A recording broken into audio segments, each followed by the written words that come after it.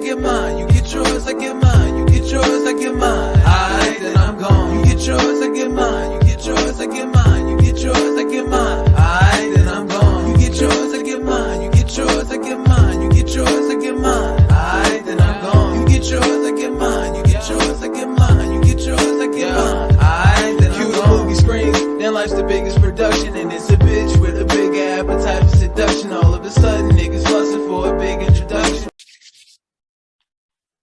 Hey y'all, this is Daniel. Welcome to Blood Talk, baby. How we doing? Sorry, I had to be a little extra. This is episode 21, the second part of the NBA offseason, aka standings, rankings, whatever we're gonna call it, preview. And we did the Western Conference for the last episode. So we're gonna do the other conference, which is the Eastern Conference, baby. So let me explain it again. We have three categories, basically. Like, we have the tanking teams, the teams that are going to be trying to compete, and the real contenders. Yes. So before we start with the rankings, I'm going to show you guys the card of the episode, which is the segment that I've been trying to bring on back again for the podcast. I got Throwback. One of my favorite players, watching him in the late 2000s to the early 2010s. He played since the late 90s, if I'm not mistaken. But, I mean, I only saw him for a little bit. Mr. Gerald Crash Wallace, baby. He was at one time All-Star, if I'm not mistaken, for the Charlotte Bobcats, back when they were the Charlotte Bobcats. This man was a dog. There was no one getting by him in his prime defensively. This guy was stopping everyone. He was a rebounding beast. And before, like, the triple-double situation thing, he wasn't getting, like, crazy triple-doubles. But he was one of those players that was at least like getting assists, getting steals, getting blocks, rebounds, points. He was doing a little bit of everything. He was before his time. I feel like in today's age, he could average a couple triple doubles, honestly. Without further ado, you know the deal. We start from the 15th team and we go all the way up to the best team in the conference. And the 15th team for the Eastern Conference is going to be the Orlando Magic. I know you guys won the draft in the sense that you guys got a steal for your pick position in Jalen Suggs, who I like. Don't get me wrong. Jalen Suggs is a dog, man. They picked up Franz Wagner in the draft, too, with a later pick from the Chicago Bulls. Thank you, Chicago Bulls. They picked up Robin Lopez, Mr. Hookshot himself. Got one of the deadliest hook shots you'll ever seen. Ask my homie Aaron. What else? They lost Otto Porter Jr. That's really it. And they got Jamal Mosley. I really hope I'm pronouncing the Jamal name right because it has an HL instead of the normal L. If I'm not, I'm really sorry. They're tanking because they have a young team. They traded all their players last season to get draft picks and to just start with a new movement. They don't want to be stuck in the same place that they were, and they're trying to be fresh. They have Jonathan Isaac still. They got Chuma Okiki. They got Wendell Carter Jr., Mohamed Bamba. Jalen Suggs, they drafted, was going to be starting, I'm assuming, right? You still got Cole Anthony, Marco Fultz, missing one guy, RJ Hampton. That's 4 point guards / shooting guards that I believe all deserve playing time, but I just don't know how they have too many players that play similar positions, and that's my problem. You're a young team trying to find a direction and trying to find who fits where and who is great, but it's going to be tough, man. They're going to be tanking that. I think they're going to have a great shot at having the number 1 pick for this next draft. So we'll see how that works out for them. They didn't do too many additions.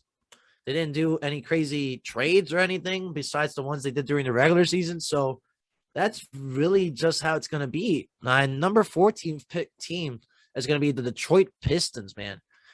I really like the Pistons team. I'm a big fan of them. I don't want to be hating on them having them this low, but when you look at the Eastern Conference, a lot of the teams in the East got better, and we just have to be honest to ourselves. Detroit Pistons aren't trying to win right now. They just got the number 1 pick in the draft with Cade Cunningham, who's looking like he might be the real deal.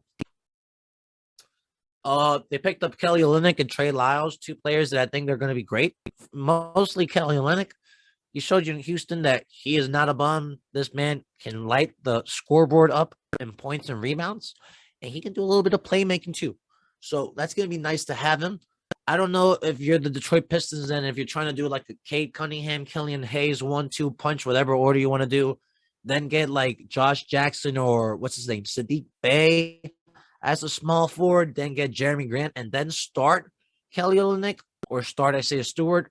But they got some pieces and they're going to the right direction. They brought back Hamidou Diallo. They re-signed Corey Joseph, who I'm really surprised. They also re-signed Rodney McGruder and Frank Jackson. So my thing with them is this. They're not going to win many games. They're going to be better, though. It's going to take some time for Kate Cunningham to get adjusted to the NBA and actually be like the floor general this team needs. But with Kate being the one leading the way for this team, I think this team is going to be good in a couple of years. You got to keep building the pieces together, and you got to keep having these players develop. They have lots of young talent, and honestly, they're looking really scary for the years to come. But for this current season, I think they're going to be at the bottom because they still just got the first pick. Best case scenario, they finish as a 10th seed in the play-in tournament. I don't think any Detroit Pistons fans are going to be complaining about that if we're being honest. So as of right now, I think they're going to have to be the fourth team in that regard because the East got better.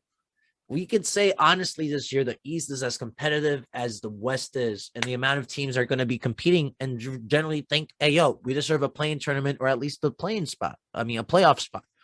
My number 13 team, another team that's in the tanking category, just because it's the tanking category, it's how it works, are going to be the Cleveland Cavaliers. Sure, they drafted Evan Mobley, who's honestly one of my favorite draft prospects in the draft from the University of Southern California, a big man that can stretch the floor a little bit, do a little bit of passing, defense, and just overall, like, very solid in mobility. Like, he's going to be a very mobile big man. They picked up Ricky Rubio, and they extended Jared Allen's contract, but they also picked up Lauri Markkanen. They lost Larry Nance Jr., who I'm pretty big on, to be honest, because I think he's a great underrated player.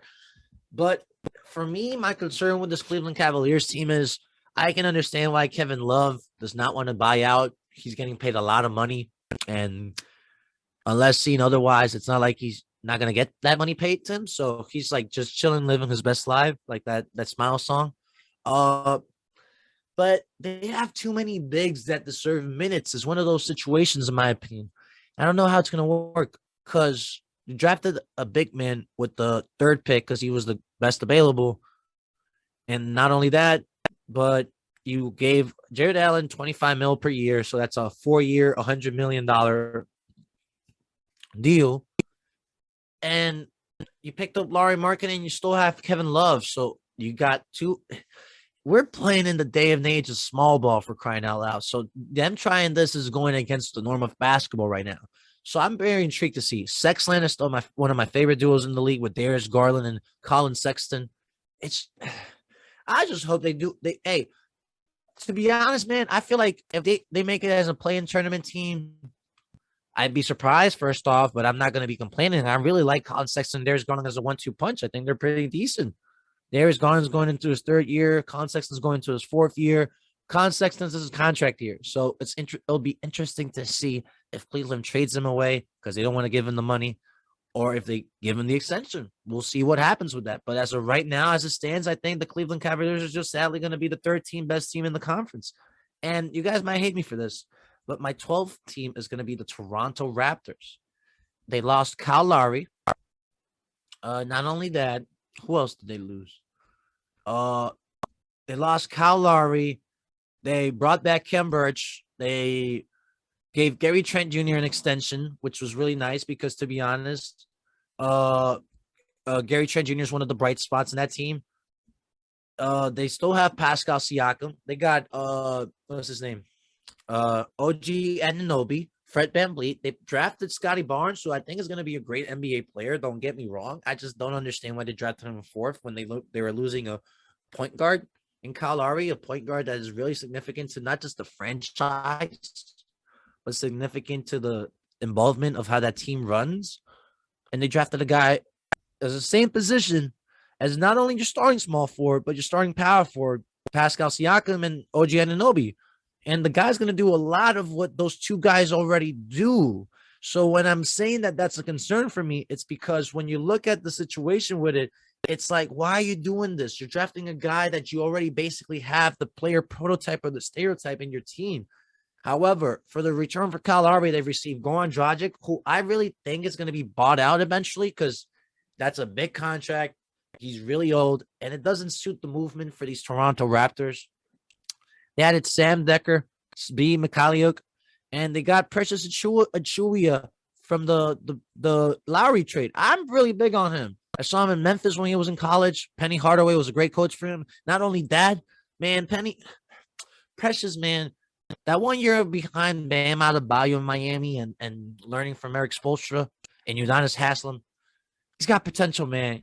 Honestly, I can see him being the center of the future for the Raptors because Kem Birch, I don't know if he's exactly going to be the starting center for a winning team for the Raptors. But if they keep Precious and he develops him, voila. Especially if the rumors are true that they're trying to trade Siakam and just go with a rebuild.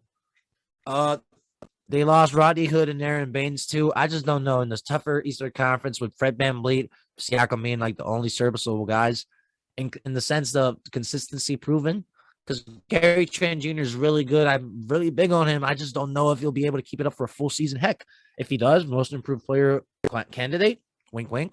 I don't know. But I'd be happy to see him turn out to be an actual, like, good piece to them. But they just don't have the depth, man. It's not like your all Toronto Raptors teams that they were having, like, really deep teams. And you wouldn't have to worry about the starters not performing on the off nights because, like, you can rely on the bench to actually come through for you at times. My number, would this be 11th? Yes. And I'm going to have to put the Indiana and the Pacers as the 11th best team in the East, and not only 11th, but they're going to be in the category of competing teams or competitive teams. The only team from the tanking teams I don't think is trying to tank is the Toronto Raptors. I just don't. All right, we'll do this. The Toronto Raptors are going to be the first team of the competitive category. I'll move them up a category because they have better talent than any of the other three teams that are tanking. But the Indiana Pacers stay as a competitive team. They picked up Rick Carlisle as a head coach. I didn't know this, but he used to be a head coach for them back in the day when he started as a head coach. So nostalgia's there. They picked up Torrey Craig on a nice contract after he was with the Phoenix Suns and Milwaukee Bucks. He technically has a championship ring, but I don't know if he accepted it. They drafted Chris Duarte and Isaiah Jackson, too, got rookies that I think are really solid. The Knicks were rumored to pick up Duarte if he fell to them. So, I mean, I know he's going to be good from the highlights and things I saw. And they brought back TJ McConnell. I'm really disappointed with the Indiana Pacers, though, man. They didn't have the greatest season last year after they have they have a team that's better than their record, and the way that they played last year indicates Domantas Sabonis, Miles Turner, Malcolm Brogdon, Karis LeVert, TJ Warren. I know that the situation with the head coach was volatile, but like, I just don't know if they got it in them. Other teams in the Eastern Conference turned it up a notch, and it's like, unless I'm proven otherwise, that you're going to have Malcolm Brogdon and Domantas Sabonis really just like turning it up to another level. I don't know what's going to happen. I think this is one of those teams like the Sacramento Kings that I just need to see trades happen. I need to see a change of scenery for some of these players. Either commit to like LeVert and Brogdon as the guards and then try to get a different big or something. Because I still believe Miles Turner and Domantas Sabonis could be a great duo as big men together and they can play well with each other. I mean, out of the 3 seasons or 4 seasons they've been together, I haven't seen, like, last year was really the only one that we were shown that, hey, that it's not as efficient due to injuries and whatnot. Or just build a team around Sabonis, man. Sabonis is a stud, and he's still young as it is. He's about to enter his prime soon. I just don't see why you don't do something about that, in the sense that, like, this team is basically looking like the same team starting caliber player-wise as last season. And it's just like a little sad to see that they really didn't think, hey, yo, maybe trade TJ Warren, maybe trade Brogdon, or maybe trade. They tried. They wanted to trade for Ben Simmons. Philly said no because they were offered, I believe, Jeremy Lamb, Malcolm Brogdon, and a bunch of picks. Philly wants too much, but that's not the topic at hand. Basically, I need to see Indiana make a move in order for me to think that they're going to have a better year than what they did have. So without further ado, we're going to have to jump onto the 10th team, the first play-in tournament team. And it's going to be, for me, the drum roll, please. The Charlotte Hornets, baby. Yeah. Oh, you guys upset because I have LaMelo that low? I mean, I'm gonna keep it real with you. The only reason I have the Charlotte Hornets as the 10th best team in the East, in my opinion, is just because Gordon Hayward's situation of health This man, Gordon Hayward's not proven to me that he can really be healthy for a full year anymore. And he was balling lights out last year. When you really look at it, this guy was having one of the best seasons. Heck, he was a borderline all-star, to be honest, because LaMelo wasn't even turning it up. I feel like LaMelo started turning it up for the Charlotte Hornets team when Gordon Hayward went out with that injury. And they had a great offseason. Don't get me wrong. Kelly Oubre Jr., solid six-man. Mason Plumlee, starting center. Man, you're not going to tell me he's a bad starting center. He's going to do everything you would like a starting center to do, except space the floor. So I think that's a great pickup for them. Not the future star or great caliber center to be the pair to LaMelo Ball's pick and roll action, but a Mason Plumlee and LaMelo Ball pick and roll, it's going to be solid. It's not going to be the end of the world. They pick up Ish Smith. I like him as a backup point guard. Been on every team in the league probably, but like he's a better improvement. And when you need him to score in bunches, he can score in bunches of votes. They picked up James Bouknight and Kai Jones. Two great rookies, two good rookies. The James Bouknight injury doesn't worry me that much because it happened at the start of the season in college. So like he's looking good now from what we've seen. And Kai Jones is an athletic big man. I wish the Knicks would have kept and not traded away to Charlotte. So not only do they have good rookies, they have they added players for the bench. My one concern for them is they need that great big man. Because Mason Plumlee is good, but besides that, if Mason Plumlee gets injured, are you really going to do a PJ Washington small ball center? Because you lost Cody Seller and Bismack Biyombo. You're not bringing them back. So I don't really know if Vernon Carey Jr. as your backup center or what's the other guy that they have? I can't even think of the other guy that they have as a center on their lineup on the depth chart. They brought back Terry Rozier. Not brought back. They gave him the extension for 4 years, $96.3 million. That's a big contract, but to be honest, how is they going to keep him? So I like the moves they do. I'm just worried for Gordon Hayward's health from the perspective of it feels and looks like this man is generally like the star of the team as of right now, because LaMelo's the stud and the guy that's going to be the future of the franchise. But he missed a couple games, not a couple. He missed like 10 to 20 to 30 maybe games last year because of the injury. I think more closer to 20 and 30. And I want to see him play a full year, lead the team, and then see, okay, maybe they're actually, the next year, they're going to have that playoff jump. They also lost Devontae Graham, Malik Monk, and Cody Seller. 3 guys that played significant roles for them in the last couple of years. So it's like they're going to have to get adjusted to how the new team plans out, because now it's just LaMelo, Terry Rozier, what's his name, Gordon Hayward, PJ Washington, and Mason Plumlee, and like Miles Bridges, James Bouknight, Kai Jones, and Kelly Oubre Jr. off the bench with Ish Smith. I don't know if I'm the biggest fan of that in comparison to the rest of the teams in the East that we have to display, but I still think there'll be a play-in tournament, and I feel like their position will be interchangeable with the next team I got up here, which are the Washington Wizards. That Russell Westbrook trade was crazy. They got so many players in return. I did not think you could even get that many players in return for a guy like Russell Westbrook. I think they won the trade in the sense that they got like the talent that they did. I wouldn't say they ended up with the best player in the trade because that was clearly Russell Westbrook. However, I think they finally took a direction with the team and just said, hey, yo, we got Bradley Beal. He wants to stay here. He wants to be the star and the face of the franchise. Let's build a team around him. Picked up Spencer Dinwiddie, Kyle Kuzma, Kentavious Caldwell-Pope, Montrezl Harrell, Aaron Holiday. They drafted Corey Kispert. They brought back Raul Neto. And not only that, they hired Wes Unseld Jr., the son of the great legend, one of the greatest. Hey, my bad for that. That's disrespectful. The greatest ever Baltimore Bullets / Washington Wizard of all time. He won a title with them when the Baltimore Bullets were. Anyway. So his son's the coach, and he's a defensive-minded coach. And when you looked at the Washington Wizards, defensive stats and everything, they ranked in the bottom tier of the league. So they need a defensive switch up on the orientation. They need to improve it. They got like Kyle Kuzma is a more than solid defender. Kentavious Caldwell-Pope is an underrated defender. Aaron Holiday is a great defender for a small guard. Montrezl Harrell is the only guy that I really feel like it's going to be a detriment to their defense. However, they still have Daniel Gafford, who's a young big man that can get a lot of blocks. I think he had a game last season that he had like 8 blocks at least. Thomas Bryant's going to be coming back. Rui Hachimura is still going to be there. They still got Danny Avdija. So for all I know, your starting lineup is probably looking like Spencer Dinwiddie, Bradley Beal. Sheesh. You might have to start either Kyle Kuzma or Denny Ajiba as a small forward. Or actually, you could do Kuzma and then Rui Hachimura. Ajiba, Denny is still not as proven, and Kyle Kuzma is part of that trade, so you kind of feel obligated to play him at least at the start of the season, and then start with you could start off with either Daniel Gafford or Thomas Bryant, whoever you decide, because then eventually or inevitably, Montrezl is going to be that 6-man big because he just can't guard other bigs. Pick and roll action, he's going to get deteriorated against like the Giannis Antetokounmpos and the Joel Embiids in the Eastern Conference.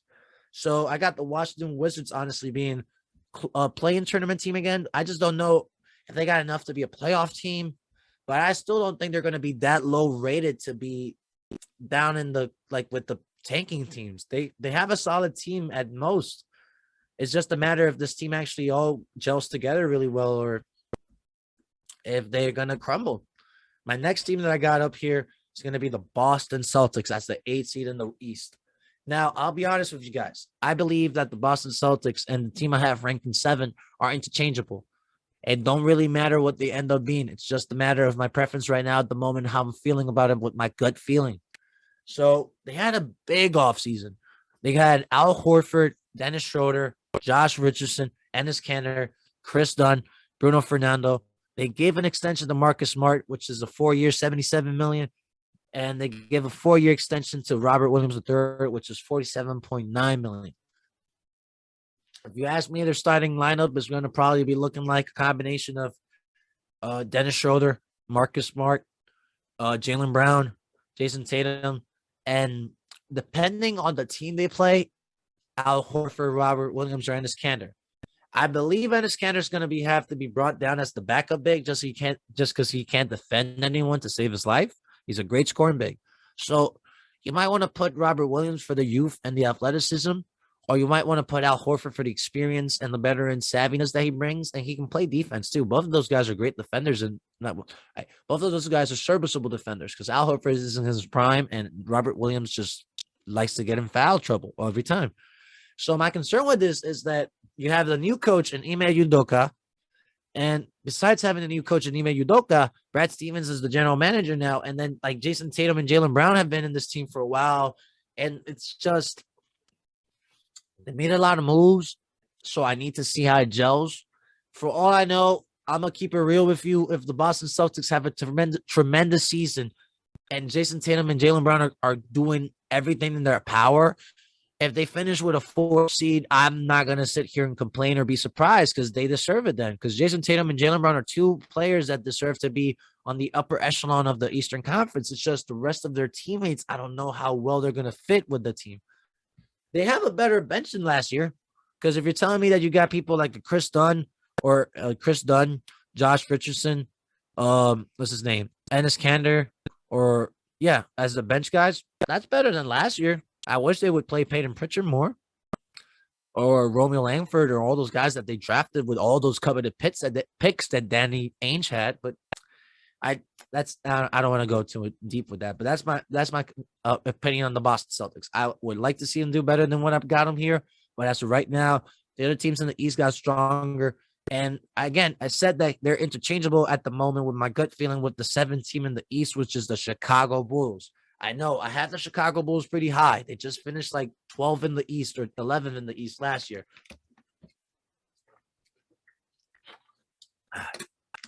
But they had a great not only a great, all right, I won't say a great offseason because a lot of people criticized them. They had a big offseason. DeMar DeRozan, Lonzo Ball, Alex Caruso, Derrick Jones Jr., Tony Bradley. They brought back Devon Dotson and Javonte Green. They needed some bench players to fill out the spots that they traded away all those players. And they lost Lauri Markkanen, which was a detriment to their offense and defense because Lauri Markkanen was being weird with the fit of the team. And having him next to Vucevic isn't exactly the greatest defensive duo. I really like what they did because when you look at this from a point guard to center on the lineup, it's looking like it's going to be Lonzo Ball, Zach LaVine, DeMar DeRozan, Patrick Williams, and Nikola Vucevic. You have one player here who's an extremely great playmaker in Lonzo Ball.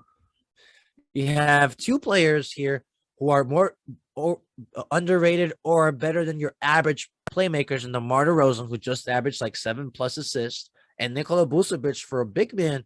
He's honestly a top 5 playmaking big man in the NBA behind Bam Adebayo and Nikola Jokic. And I can't think of like other two off the spot, but he's up there in the top 5 at least, the top tier. My one problem with this team is I don't think they can defend anyone to save their life. They're going to be dropping like 120 plus points per game, but they're probably going to be letting the other team drop 120 plus points per game too. And their bench lacks a lot, in my opinion, when in comparison to the rest of the Eastern Conference teams. They don't have it as deep as in bench. If anything, Boston has a deeper bench, but I think Chicago has a better 1 through 5 overall conjunction than the Boston Celtics. Because for your bench lineup, you're telling me what? Kobe White with Alex Caruso, Tony Bradley, Derrick Jones Jr. Who? It's not crazy, but I'm happy for the Bulls because they finally did some moves. It finally feels like the organization's trying to make a push to try to succeed or at least be competitive. That's why they're in competitive category. So moving on to this, we're going to go on to the 6th team. But before we go on to that 6th team, I just wanted to say, for all we know, Chicago, even though they did all these moves, they could still finish as an 8 to 9 to 10th, heck, 11th seed. Again, it's just because I don't know if Billy Donovan might be the best coach for this team. And my only worry for the Chicago Bulls is that Zach LaVine contract is coming up eventually, and he wants a lot of money, and they just spent a lot of money. So I don't know if they'll have to move some more pieces to afford it, or what's going to happen with that. I hope he stays in Chicago because it's very rare to see a team that goes from a not a tanking, but like stuck in the middle to like the bottom tier of a conference, trying to do something. Finally pushing to make a move to build a team around a young player that's becoming a star like Zach LaVine is. So if he leaves, that's kind of messed up in my opinion. Like, why are you leaving them? They're trying to show you, yo, we believe in you. Resign, baby. The 6th team in the East for me is gonna have to be my New York Knicks. All right. You can say what you want to say. I don't think I have him too high, and I don't think I have him too low. I think I'm being as honest as possible. We have some great additions. We picked up Kemba Walker, who I know the last 2 years he's been riddled with injuries and inconsistency. But if we can even get half of the guy that Kemba Walker was, that's a better backup point guard than Elfrid Payton or Frank Nicolatina, if I'm keeping it real with you. We brought in Evan Fournier. In the Olympics, he was showing you, yo, I can give you buckets when you need it. And in the NBA, he's proven to you he can at least score 18 to 19 points per game, and that's pretty much it. He can create his own shot. It's not like he's going to be forced to have to do pick and roll action every time and like you spot up shooting. He can create his own shot. Mid-range, 3-point. We drafted Quentin Grimes. We re-signed Derrick Rose, Nerlens Noel, Alec Burks, and Todd Gibson. So he brought back a lot of the people from last year. Last year was a really overachieving and great year for us. If you would have told me last year that we would have finished as the 4th seed in the East, I would have been laughing the whole time and telling you you're kidding me. We gave Julius Randle an extension. I'm surprised he took it because I feel like he could have gotten more money, but it shows you that he doesn't care about the money. He cares about being in New York, being the star player for New York, and giving New York flexibility. 4 years, $117 million. Only 2 players that we lost are Reggie Bullock and Elfrid Payton of significant value. And I say significant value with a asterisk because I love Reggie Bullock and he's great. Elfrid Payton was trash for us. No offense. That guy really couldn't come up in the clutch when it mattered most. And he never ended games. He only started games. And he was only there for the defensive prowess. He couldn't really play make. And he didn't pass it to Barrett and to Bullock that much. It really was like more like Randall passing it to Barrett and Bullock.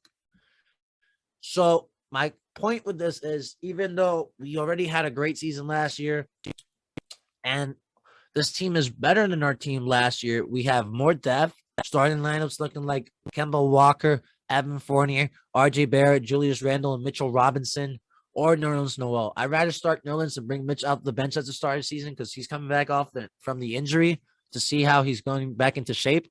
Our bench, Derrick Rose, Emmanuel Quickley, one of the greatest rookies we had, one of the underrated rookies, in my opinion. I think he's going to have an even better year this year now that he's had a year of basketball under his belt. Alec Burks as a small forward, power forward. I don't know. Obi Toppin, the backup four, and then bring back Nerlens Noel as the center. I like that backup unit. It's a great backup unit led by Derrick Rose, because Derrick Rose for us last year was the sixth man the whole time, and it's kind of the reason we were so successful, because him coming off the bench when all the starters for the other teams retired a little bit and the bench lineup starting to get in, so he would take advantage of the other competitors. So like repeating that, if it ain't broke, don't fix it. That's my opinion. But what with my opinion on the Knicks, we got a better team. We improved, but the East is better. So I just don't think we're going to be a fourth seed again. So that's why I think we're going to be a sixth seed.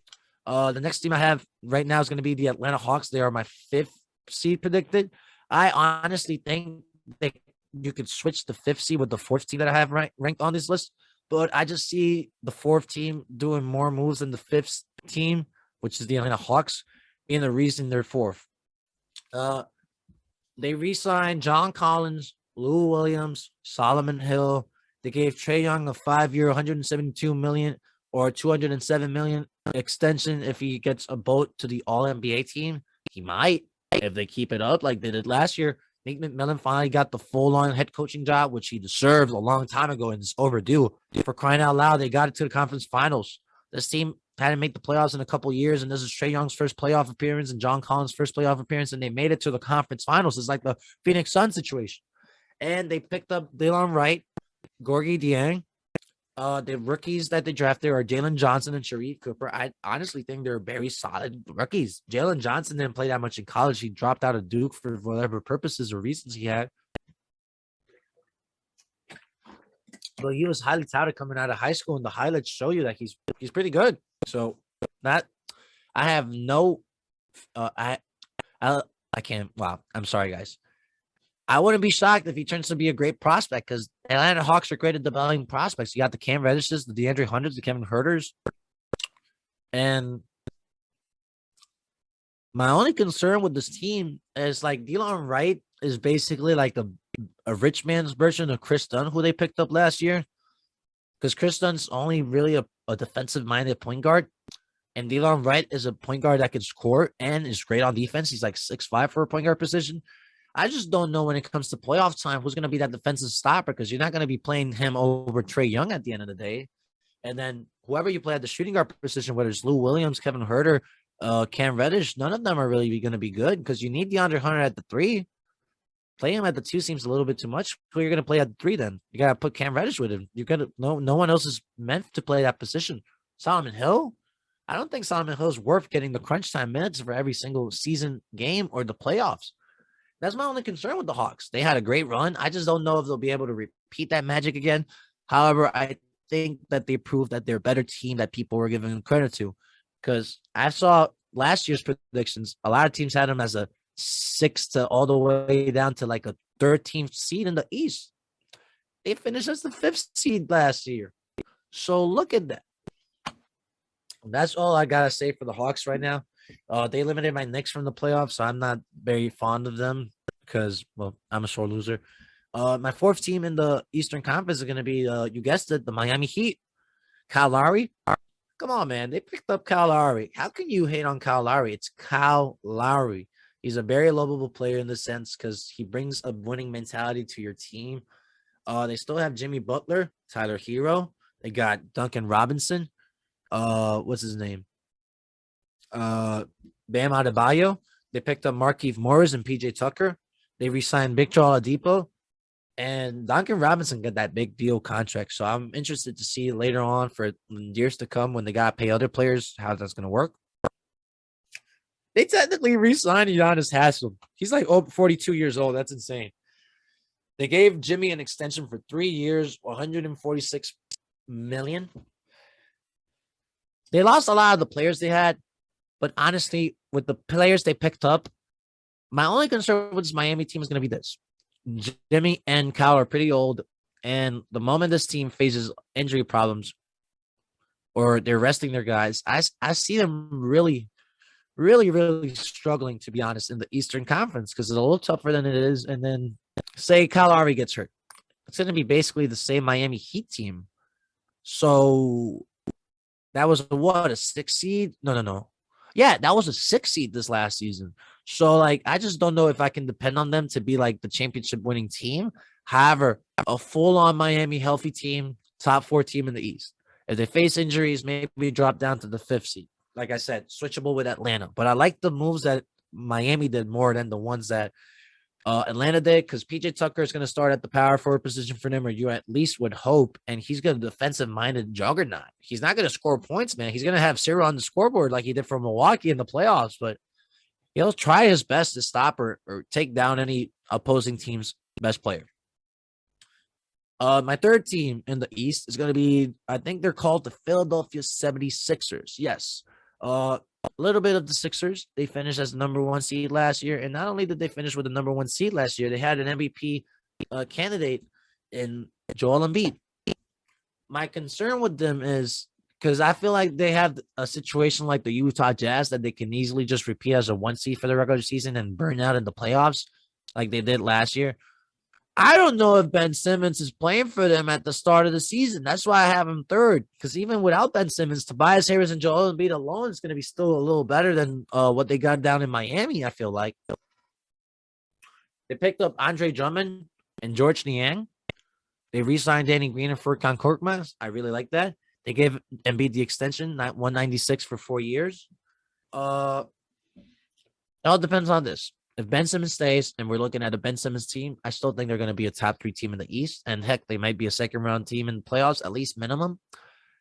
But I don't know if – but if we're looking at a Ben Simmons less team, it all depends on what they're going to return. Say it's the Damian Lillard trade. Sheesh, they're going to be like a 1 seed then. Damian Lillard and Joel Embiid, 2 top 10 NBA players, they're going to work out beautifully. But it's just the fact that Ben Simmons is so out of motivation to come back after everything that happened. Doc Rivers and Joel Embiid and the rest of the fans and Daryl Morey basically either directly or indirectly blaming him for being the reason they lost. I don't know, man. So I really am uncertain with this. And the Andre Drummond situation. Andre Drummond and Joel Embiid were beefing like a couple years ago. I'm really intrigued to see how that first locker room interaction and training camp is going to be, because I don't know if it's going to be pretty. I really don't know. I think Joel Embiid is going to be talking lots of smack, and Andre Drummond is going to be like, I don't know how to feel about this. Also, I'm surprised Andre Drummond didn't go for a big payday because he took so much little money on the Lakers. We'll see. That's my only concern, because I feel like they're on another tier just because of Joel Embiid above the Miamis, the Knicks, and the Hawks. But I don't know if they're going to be better than the 2 teams we have left. My number 2 team is going to be the Milwaukee Bucks. All right, so this is going to be my team with a thing with the Milwaukee Bucks. You can say all you want that they lost, what's his name? PJ Tucker. I get it. He helped them win the title. He played extremely great defense. Heck, was the best defender in this playoff. However, I really like their offseason. They brought back George Hill. He played with them like a couple years ago. As a backup point guard, just play a couple minutes to give Drew Holiday some rest. You're telling me you ain't happy with that? George Hill's a great playmaker, and he can shoot some threes. Grayson Allen's an awesome, underrated pickup, man. I told you he was a detriment to my ranking for the Memphis Grizzlies because he was so good for them. So having him on the bench, what? Because you're still going to start Dante DiVincenzo, I would assume. Or since he's coming back from the injury, you start Grayson Allen at the 2, and then you have Dante DiVincenzo as the bench shorty guard. Whichever option it is, it's still marvelous. They picked up Rodney Hood, who for garbage time and situations where like got either players resting or players injured, if he needs to step up, it's Rodney Hood. He's got moments that he's shown you that he can spark it up and just go crazy from the 3-point line in the mid-range. And they picked up Semi Ojeleye. Don't know much about him from the sense that I know he played in Boston. He got a lot of minutes, but I don't know. I can't honestly sit here and tell you if he's good at defense or something. I just know he's a name. But that's, again, kind of the situation of Rodney Hood in a way. You know he'll be there for when you need him. And they brought back Bobby Portis, Bug-Eye Portis, and Thanasis Antetokounmpo, Giannis's brother. Bobby Portis was kind of one of the underrated reasons why they won the title. And Thanasis is his brother. So I like that pickup because now you're looking at a situation where you do like Drew Holiday, Grayson Allen, Chris Middleton, WD-40, if you didn't know, Giannis, and then Brooke, and then you still got Bobby Portis, George Hill, Grayson Allen on the bench. Damn, bro, that's a good bench too, and you don't need the 5-man bench. Pat Connaughton's still there. That's another guy on their bench that's going to play significant minutes. So my only concern with them is they won the title, they made it all the way to the finals, so they might be a little worn out from that, and they just won a title. So I don't know if they want to be like, hey, yo, let's win 60 plus games this regular season again. Yeah. They might take a chill because they might have the confidence in the world to be like, no matter what ranking, no matter what standing, no matter who we play, we're going to make it to the conference finals at least, because I don't see any other team stopping them besides the team that we have ranked as the number one team. And you guessed it. They'll probably be the one on the thumbnail of the video. It's the Brooklyn Nets, man. I mean, what you want me to say? They had a great offseason, in my opinion.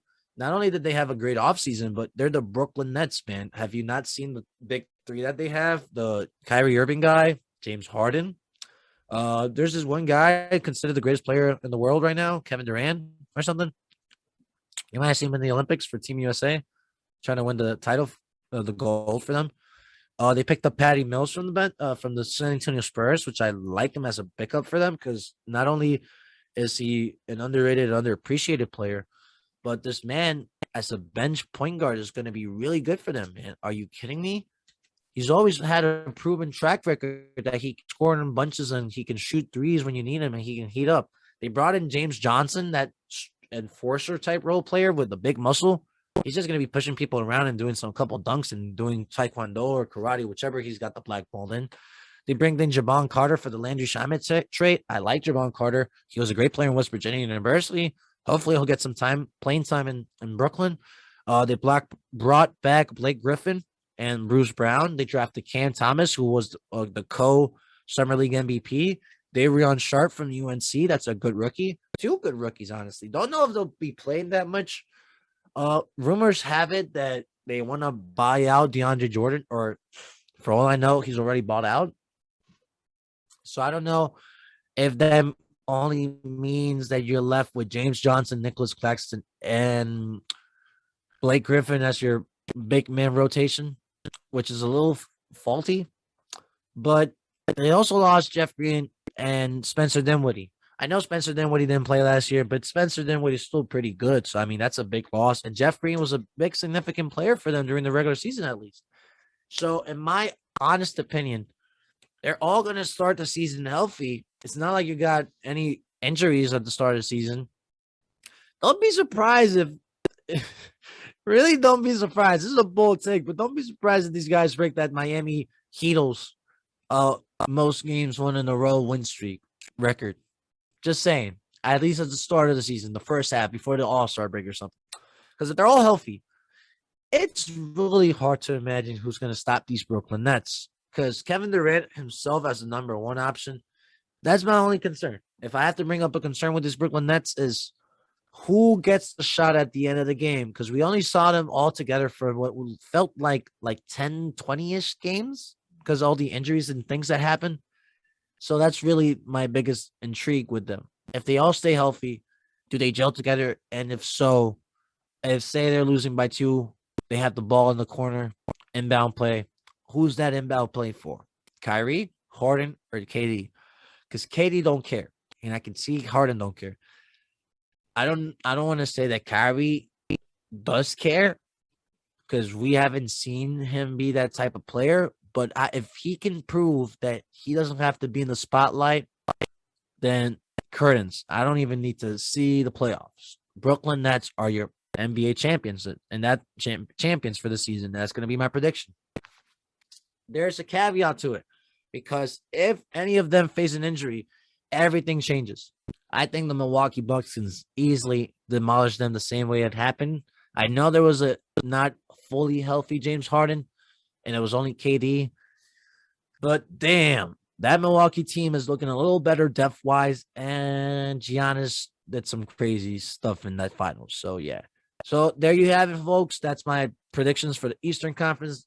And my bad. Thank you for tuning in. I really appreciate all the love and support. And peace out, baby.